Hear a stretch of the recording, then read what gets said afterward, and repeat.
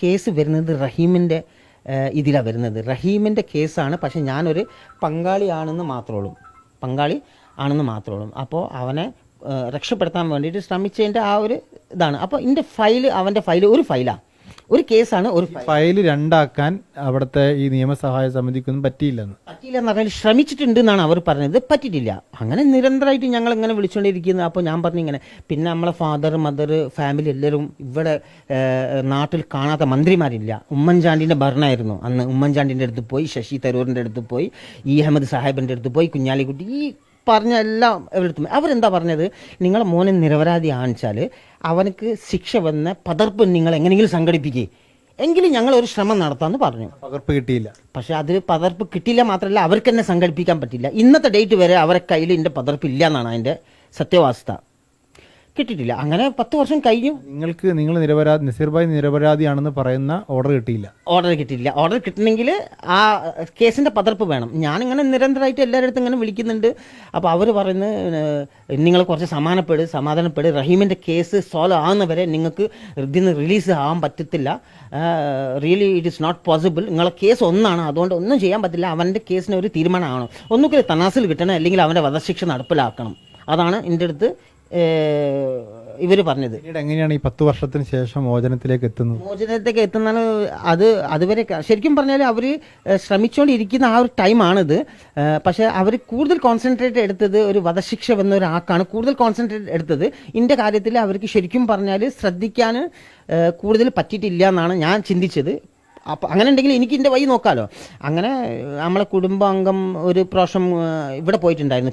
നമ്മളെ AP ഉസ്താദ്, Karanthur AP ഉസ്താദിൻ്റെ അടുത്ത് പോയിട്ട് എല്ലാവരും പ്രയാസം പറഞ്ഞില്ല. അങ്ങനെ എൻ്റെ ഒരു കസിന് കൊണ്ടുപോയിട്ട് അവിടെ പ്രയാസങ്ങളൊക്കെ പറഞ്ഞപ്പോൾ അവർ പറഞ്ഞു, ശരിക്കും 2 വർഷം ശിക്ഷ ഒരു വ്യക്തി ആണിച്ചാൽ നിരപരാധിയായിട്ട് ജയിലിൽ കിടക്കാൻ വെച്ചാൽ ഞാൻ തീർച്ചയായിട്ടും ഇതിന് സഹായിക്കും എന്ന് പറഞ്ഞിട്ടുണ്ടായിരുന്നു പിന്നെ കാന്തപുരം ഉസ്താദ്. അങ്ങനെ അവർ സൗദിയിലുള്ള അവരെ സുഹൃത്തിനെ വിളിച്ചിട്ടുണ്ടായിരുന്നു. ഷേഖ് റഫീഖ് എന്ന് പറഞ്ഞ ഒരു ഗവൺമെൻറ് ഗ്രൂപ്പിൻ്റെ ഒരു ചെയർമാൻ ആയിരുന്നു, ഒരു വ്യവസായമായിരുന്നു, ബിസിനസ്മാൻ ആയിരുന്നു. അങ്ങനെ വിളിച്ച് അങ്ങേര് എൻ്റെ കേസിനെ പറ്റി ഒന്ന് പഠിച്ചിട്ട് ഒരു 3-4 ദിവസം കഴിഞ്ഞിട്ട് എന്നെ കോൺടാക്ട് ചെയ്തു.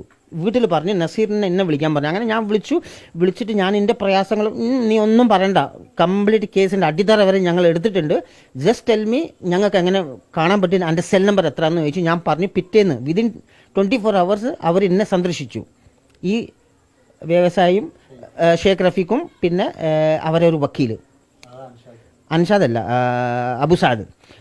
അപ്പോൾ അവർ സന്ദർശിച്ചു, എൻ്റെ കാര്യങ്ങളൊക്കെ എന്നോട് ചോദിച്ചു. അവർക്ക് അറിയാം, എന്നോട് ചോദിച്ചു. അവർ എൻ്റെ അടുത്ത് വ്യക്തമായിട്ട് പറഞ്ഞു, നസീറെ നീ പറഞ്ഞതെല്ലാം കറക്റ്റാണ്, ഞങ്ങളത് പരിശോധിച്ചിട്ടാണ് ഇവിടെ വരുന്നത്, അല്ലെങ്കിൽ നമ്മൾ പിന്നെ അത്ര കോൺഫിഡൻ്റ് ആയിട്ട് വരത്തില്ല. പക്ഷേ ഇതിൽ ഏറ്റവും വലിയ കാര്യം എന്താണ്, നിങ്ങൾ കേസ് ഒന്നാണ്, we have to separate the case, separate ചെയ്തിട്ട് മാത്രമേ എനിക്ക് ഇത് ചായുള്ളൂ. അപ്പോൾ ഞാൻ ചോദിച്ചു, പിന്നെ ഇത്രയും വർഷം ഞാൻ കടന്നത് അത് നമുക്ക് നഷ്ടപരിഹാരം ചോദിക്കാൻ പറഞ്ഞു. അപ്പോൾ അവരെൻ്റെ അടുത്ത് നിന്ന് ഒരു വക്കാല ആവശ്യപ്പെട്ടു. അപ്പോൾ ഞാൻ പറഞ്ഞു, ഞാൻ ഓൾറെഡി എംബസിക്ക് വക്കാല കൊടുത്തിട്ടുണ്ട്, പവർ ഓഫ് അതോറിറ്റി കൊടുത്തിട്ടുണ്ട്, അത് ഇതായിട്ട് ഒരു ബന്ധമില്ല, അത് നിങ്ങൾ കേസിൻ്റെ പവർ ഓഫ് അതോറിറ്റിയാണ്. ഇത് പേഴ്സണലി നിങ്ങൾ കുടുംബം ഞങ്ങളെ റിക്രൂട്ട് ചെയ്ത് അതോറിറ്റിയാണ് നിങ്ങളുടെ അടുത്ത് ആവശ്യപ്പെടുന്നത്. അപ്പോൾ അങ്ങനെ ഒരു സാഹചര്യത്തിൽ എനിക്ക് എൻ്റെ ഒരു ഇതും കൂടി ഞാൻ നോക്കണമല്ലോ. അപ്പോൾ ഞാൻ ഒപ്പിട്ട് കൊടുത്തു. അവർ പറഞ്ഞു വിതിൻ 60 days നിങ്ങളെ റിലീസ് ചെയ്തിരിക്കും എന്ന് എൻ്റെ അടുത്ത് വാക്ക് തന്നിട്ടാണ് അവർ പോയത്. അവർ പിന്നെ 2-3 ദിവസം അവിടെ നിന്നു, റിയാദിൽ തന്നെ നിന്നു. ജിദ്ദയിൽ നിന്ന് വരുന്ന ആൾക്കാരായിരുന്നു. റിയാദിൽ നിന്നിട്ട് അവരെൻ്റെ ഷേഖിൻ്റെ പേര് ചോദിച്ചു, ഡേറ്റ് ചോദിച്ചു, പേരും ഓഫീസ് പേരും ഇതെല്ലാം പറഞ്ഞ് അവരവിടെ പോയിട്ട് ജുഡീഷ്യൽ കോർട്ടിലാണ് എൻ്റെ വിധി ഉണ്ടായത്, ചെറിയ കോടതിയിൽ. അവിടെ പോയിട്ട് എൻ്റെ കേസിൻ്റെ എടുത്തിട്ട് ഗവർണർ ഓഫീസിൽ ഈ മാറയിൽ പോയിട്ട് കേസ് സെപ്പറേറ്റ് ചെയ്തിട്ട് ഉടനെ ഒരു കേസിൻ്റെ ഒരു സിറ്റിംഗ് വിളിച്ചു വിതിൻ 1 week. കാരണം ഞങ്ങൾക്ക് 1 weekലൊന്നും കേസ് വിളിക്കില്ല, 3-4 months ആവും. വിതിൻ 1 weekൽ കേസ് വിളിച്ചു, വിചാരണ നടന്നു. ഷേഖിനെ ബോധ്യപ്പെട്ടു, അതായത് കേസിൽ നിന്ന് ഇത് ഫയൽ സെപ്പറേറ്റ് ചെയ്തു എന്ന് അവർക്ക് ബോധ്യപ്പെട്ടു. അപ്പോഴാണ് അവർ റിലീസിങ് ഓർഡർ തന്നത് എനിക്ക്. അപ്പോൾ ഈ 10 വർഷം ജയിലിൽ കടന്നതിന് നഷ്ടപരിഹാരം ആവശ്യപ്പെട്ടത് ഏറ്റവും ആദ്യം ആ ഷേഖ് ഡിഫെൻഡ് ചെയ്തത് അതാണ്. അതായത് നസീറിന് 2 വർഷമാണ് ശിക്ഷ, 10 വർഷമാണ് അവനക്ക് നഷ്ടപരിഹാരത്തിന് വേണ്ടിയിട്ട് ഞങ്ങൾ കേസ് ഫയൽ ചെയ്യാൻ പോകാമെന്ന് പറഞ്ഞിട്ടാണ് കേസ് വിചാരണ നടന്നത്. പക്ഷേ ജഡ്ജ് പറഞ്ഞു അത് ഞങ്ങളുടെ പ്രശ്നമല്ല, അത് നിങ്ങളുടെ പ്രശ്നമാണ്. അതായത് നിങ്ങൾ ഇത് എത്താൻ നേരം വെയ്യ്, അതായത് ഈ ഒരു കേസ് സെപ്പറേറ്റ് ചെയ്ത് നിങ്ങൾ നേരത്തെ വരാൻ വെച്ചാൽ ഹി കുഡ് ഗോ. ആരാണ് ഇത് ശരിക്കും ഇത് സെപ്പറേറ്റ് ചെയ്യാതിരിക്കാനുള്ള ഒരു ഉത്തരവാദി? അങ്ങനെ ഇപ്പം അത് അങ്ങനെ പോസ്റ്റ്മോർട്ടത്തിന് ആവശ്യം വക്കീലുണ്ട്, അതായത് ഗവൺമെന്റ് വക്കീലുണ്ട്. പക്ഷെ എനിക്ക് തോന്നുന്നത് ഈ 10 വർഷമായിട്ട് ആ വക്കീൽ ഞങ്ങൾ കാണാനും പോലും വന്നിട്ടില്ല. അവർ അഷ്റഫ് ഖാൻ്റെ അടുത്ത് നിന്ന് എല്ലാ വർഷം എല്ലാ കേസിനും ഫീസൊക്കെ പറ്റലുണ്ട്. പക്ഷേ ഞങ്ങളെ പേഴ്സണലായിട്ട് വിസിറ്റ് ചെയ്യാനും പറ്റില്ല. എനിക്ക് വേണ്ടിയിട്ട് ഈ കാര്യങ്ങൾക്ക് വാദിക്കാനും പോലും ഇന്ന് വരെ കോടതിയിൽ എണീറ്റ് നിന്നിട്ടില്ല. അതെനിക്ക് ഉറപ്പിച്ചിട്ട് പറയാൻ പറ്റും. എംബസിയുടെ വക്കീലാണോ? എംബസിൻ്റെ വക്കീലാണ്. പിന്നെ നമ്മൾക്ക് പറയാൻ അവകാശമില്ലല്ലോ. ഒന്നുകിൽ വക്കീൽ അല്ലെങ്കിൽ ജഡ്ജ്. പിന്നെ പരിഭാഷകരുണ്ട്. റഹീമിന് 2 പരിഭാഷകരുണ്ടായിരുന്നു. അവനക്ക് അറബി അത്ര അറിയത്തില്ല. അവന് പറയുന്ന എല്ലാം ട്രാൻസ്ലേറ്റ് ചെയ്ത് കൊടുക്കുന്നുണ്ടായിരുന്നു. എല്ലാ കാര്യത്തിനും വളരെ ഭംഗിയായിട്ട് ചെയ്യുന്നുണ്ടായിരുന്നു. പക്ഷേ എന്താണെന്നറിയില്ല, എൻ്റെ കാര്യത്തിൽ എനിക്കും വളരെ പ്രയാസമുണ്ട് പറയാൻ. അവർക്ക് ശരിക്കും പറഞ്ഞാൽ എത്താൻ പറ്റിയിട്ടില്ല. ഇപ്പോൾ റിലീസായ ശേഷം നാട്ടിൽ വന്നിട്ട് പിന്നെ ജോലി നഷ്ടപ്പെട്ടു. അവിടുത്തെ ജോലി നഷ്ടപ്പെട്ടു. എനിക്ക് കിട്ടാനുള്ള ആനുകൂല്യങ്ങൾ നഷ്ടപ്പെട്ടു. ഫൈനൽ ഇയർ ബെനിഫിറ്റ്സ് ഉണ്ടായിരുന്നു, അതെല്ലാം നഷ്ടപ്പെട്ടു. എൻ്റെ വിസ നഷ്ടപ്പെട്ടു.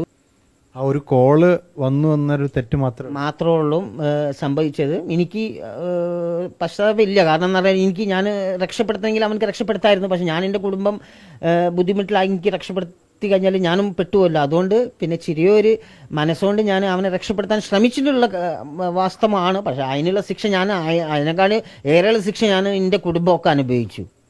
തീർച്ചയായിട്ടും ഈ കഥ, റഹീമിൻ്റെ കഥ നമ്മൾ കേൾക്കുമ്പോൾ ഒപ്പം കേൾക്കേണ്ട ഒരു കഥ കൂടിയാണ് നസീർ ഭായിയുടേത്. കാരണം ഒറ്റ ഫോൺ കോളിൻ്റെ മുകളിൽ 10 വർഷം തടവ് ശിക്ഷ അനുഭവിക്കേണ്ടി വരികയും ഉള്ള ജോലി നഷ്ടപ്പെട്ടു, നാട്ടിലേക്ക് എത്തി. അപ്പോൾ റഹീമിനോട് മലയാളികൾ കാണിക്കുന്ന അതേ കാരുണ്യവും അനുകമ്പയും ഒക്കെ അർഹിക്കുന്നൊരു വ്യക്തി കൂടിയാണ് നസീർക്കയെ നമ്മൾ മലയാളികൾ അറിഞ്ഞിരിക്കണം.